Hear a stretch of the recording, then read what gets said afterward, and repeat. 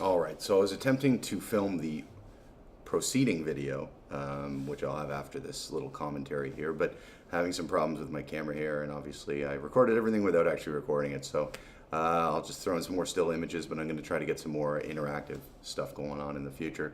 Hopefully you get to see me and you understand my inflection and just how passionate I am about some of these topics. So hope you enjoy, and hope you enjoy the video. Cheers. Peace out. All right, hello there, YouTube. I'm going to give you some WT action here.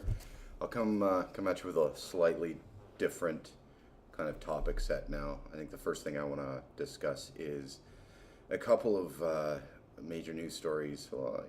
These days they aren't major because nobody seems to care, but I consider them major news stories regarding the conduct of our federal government, the Harper conservative government.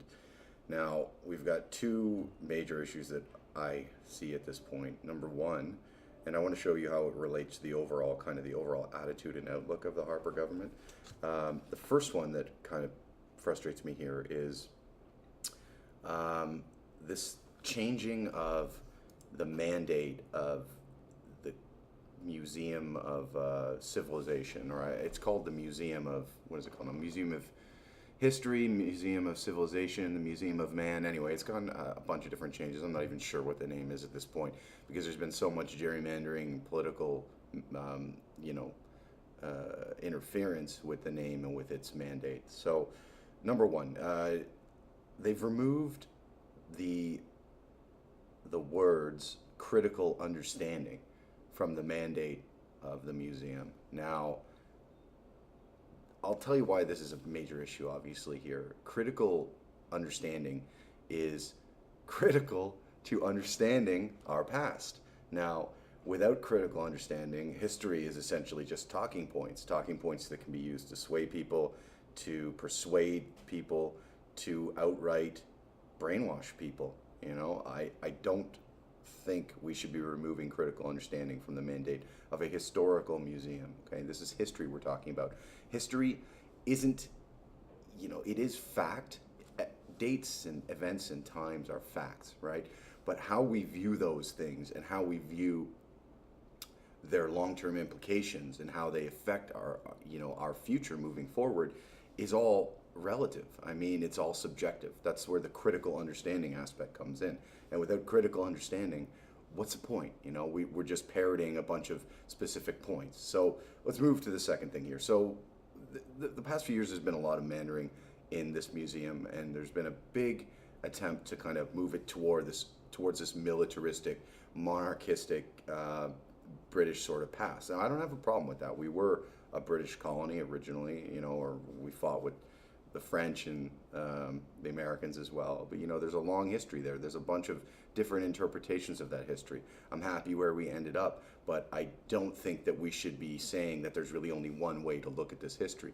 So as it goes forward, we're focusing more on things like the War of 1812 or overall militaristic type things. So let me just do a quick check here.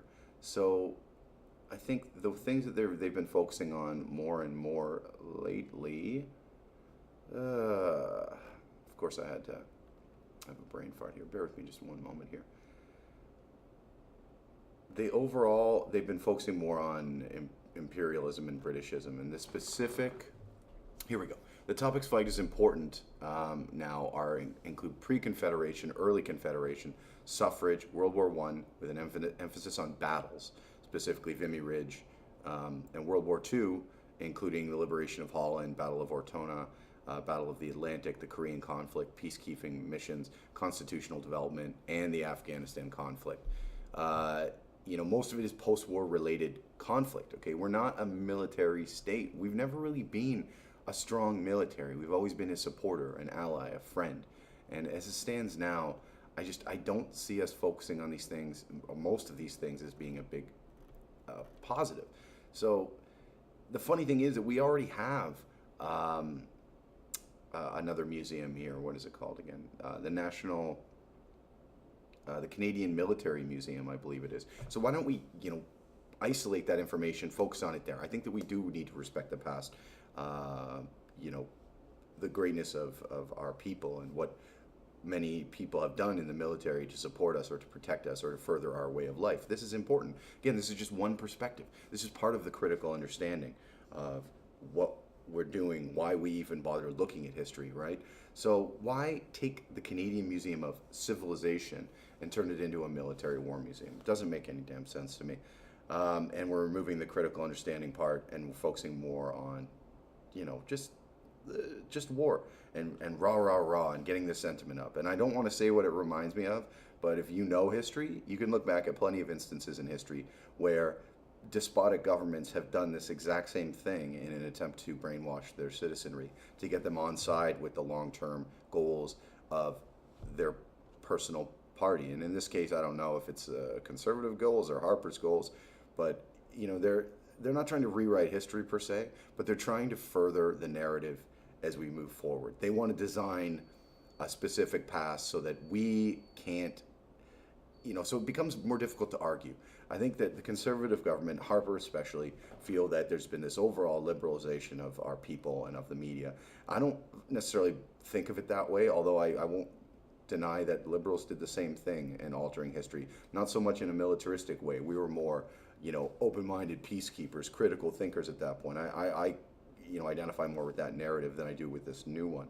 So I'm not trying to say it's just the conservatives, but the conservatives are really putting in a concerted effort at this time to really get people, onto their way of thinking. They feel that the country is not socially democrat, that they're not a left-leaning country. We're more conservative, and just people are afraid to say it, and they want to make it, more available to people. They want to get you out there and get you spouting off their nonsense as well.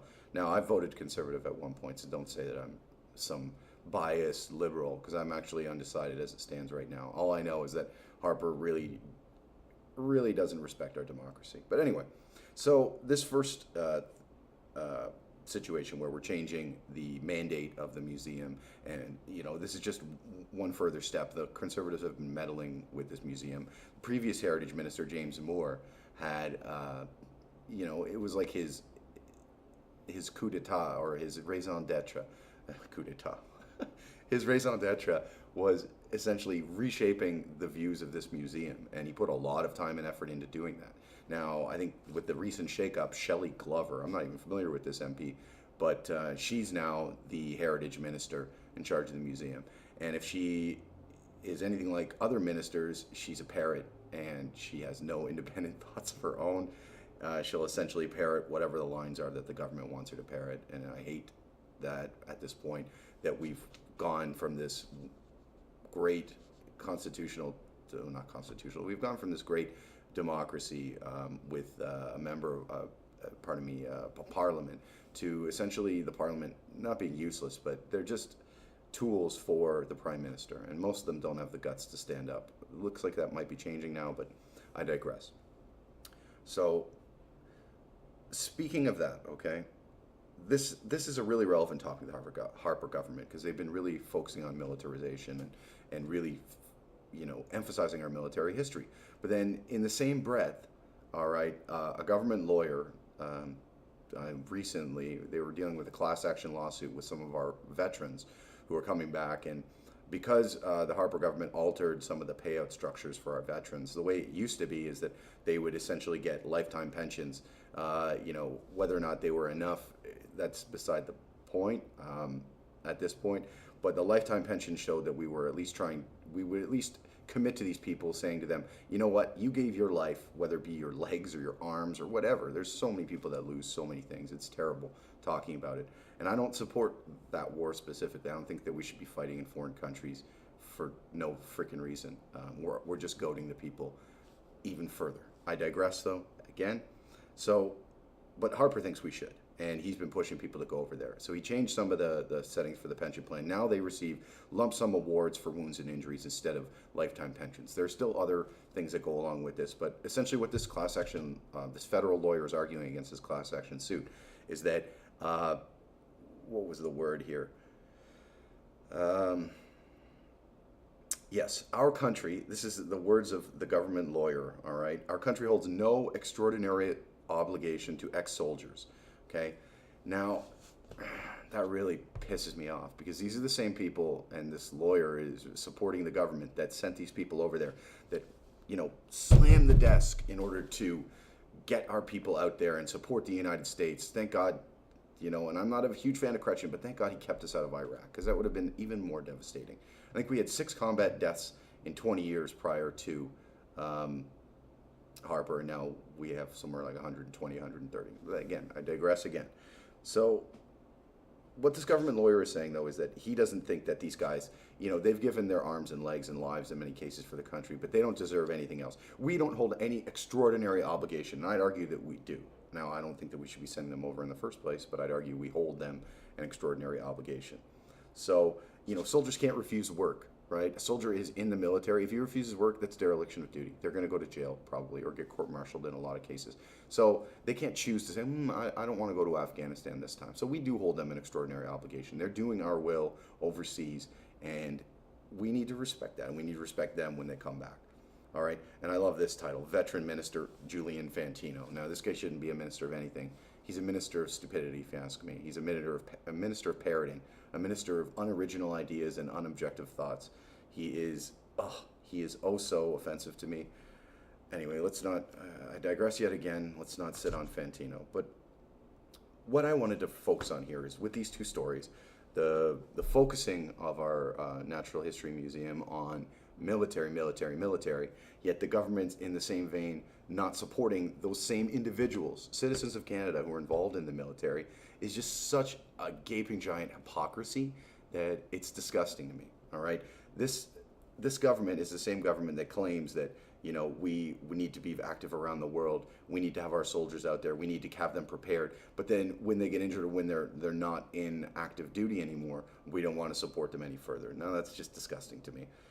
Where are we going to go with this? I just think Harper supports, the Conservative government supports the military when it suits their political needs. Aside from that, they couldn't give 2 fucks about you. They don't give a shit about you, veterans. They don't give a shit about anybody who wears a military uniform. You're just a number to them.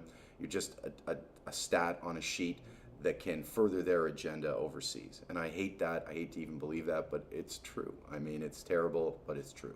And I think that people need to recognize how much mandering and how much politicism this government has brought to our country. They're trying to rewrite the narrative of our society. They're trying to turn us into a social democratic society where we seem to care about other people too, one where we're fighting for everything that we've got, where we don't need government, even though, again, he parrots we don't need government, but he expands government services in almost every major area more than any other previous government has. He spends more money on advertising, hint, propaganda, than any other government has in the past 20 years in Canada. Yet we just kind of don't bat an eye to it. His economic action plan, the signs are everywhere, but I never see anyone working towards the economic action plan. So anyway, I digress. So you can see how I feel about Harper, and it's not just about Conservatives, it's about Harper and his hypocrisy and his disrespect for Canadians, his disrespect for science and knowledge and objective thought and critical understanding. Remember, I brought that up again? Critical understanding. All right, now if you ever watch future videos from me, you'll understand that I'm going to parrot, I'm going to talk about critical understanding, critical thinking. Okay, our society will not survive. Humanity will not survive without critical thought. Okay, we can go to this mob justice nonsense, we can get on the bandwagon, we can agree with points just because they make us feel better about ourselves, or we can think critically about things that are going on in society and really try to change them. Anyway, WT here. Hopefully you enjoyed this. Please subscribe. I'm going to try to get some more videos like this in the future, but yeah, I hope you enjoyed. Cheers out, or I said that again. Peace out, everyone. Cheers. And remember, stay Canadian, stay true, and just try to do what's best for your country and yourself, Well, try to do what's best for society and think critically. Cheers.